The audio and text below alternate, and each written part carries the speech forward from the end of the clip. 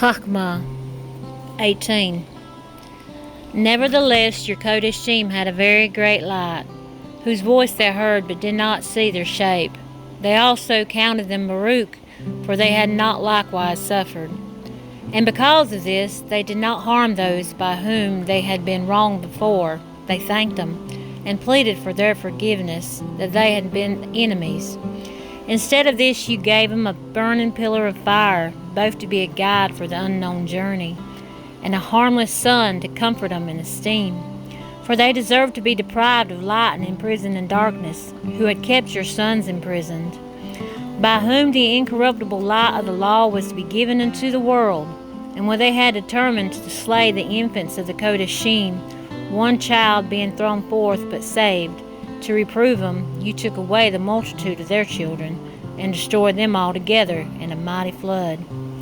Of that night our fathers were informed before, that knowing with certainty unto what promises they had trusted, they might afterwards be of Tov courage. So both the salvation of the righteous and destruction of their enemies was accepted by your people. For by which you punished our adversaries, by the same you esteemed us, whom you had called. For the righteous children of Tov man made offerings secretly, and with one accord made a Kodesh law, that the Qodeshim should likewise be partakers of the same Tov and evil, the fathers now singing out the songs of Halal. But on the other side was the sound of a despairing cry of the enemies, and a grievous noise was spread abroad for children that were bewailed. The master and the servant were punished after one manner, and the sovereign suffered the same as the common people. So altogether they had innumerable dead with one kind of death, nor were their living sufficient to bury them, for in one moment the most noble of their offspring was destroyed. For although they would not believe by reason of their magic upon the destruction of the firstborn, they acknowledged these people to be the sons of YAHUAH. For while all was in quiet silence, and that night was in the midst of its swift course, your mighty word leaped out of the Shamayim from your royal throne, as a fierce man of battle into the midst of a land of destruction, and brought your compassion command as a sharp sword, and stood filling all with death. And it touched the Shamayim, but stood upon the earth. Then suddenly visions of horrible dreams troubled him greatly, and fears not sought for came upon him. And one thrown here, and another there half dead, revealed the cause of his death. For the dreams that troubled him forewarned this, lest they should perish and not know why they were afflicted. Indeed, the taste of death touched the righteous also, and there was a destruction of the multitude in the wilderness.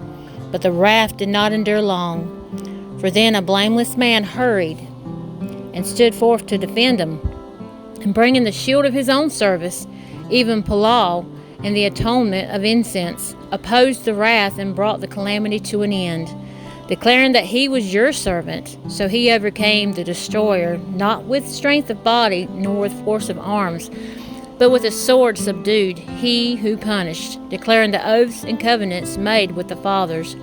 For when the dead had fallen down in heaps one upon another, standing between, he held back the wrath, and parted the way to the living. For in the long garment was the whole world, and in the 4 rows of the stones was engraved the esteem of the fathers. And your excellence was upon the turban of his head. To these the destroyer yielded and feared, for it was enough that they only tasted the wrath.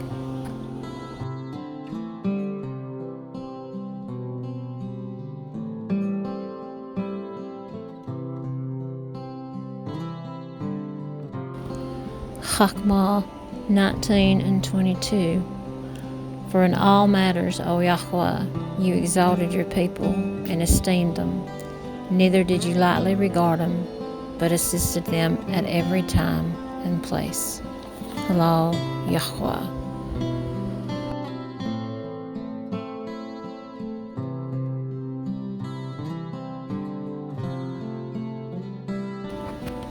Sira 2, 1-7. My son, if you come to serve Yahuwah, prepare your being for trial.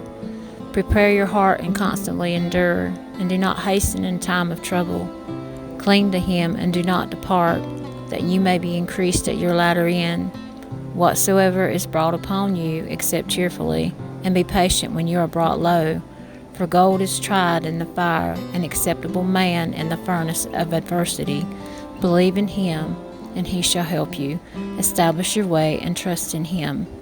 You who revere Yahuwah, wait for his kindness, and do not turn aside, lest you fall. Halal'YAHUAH.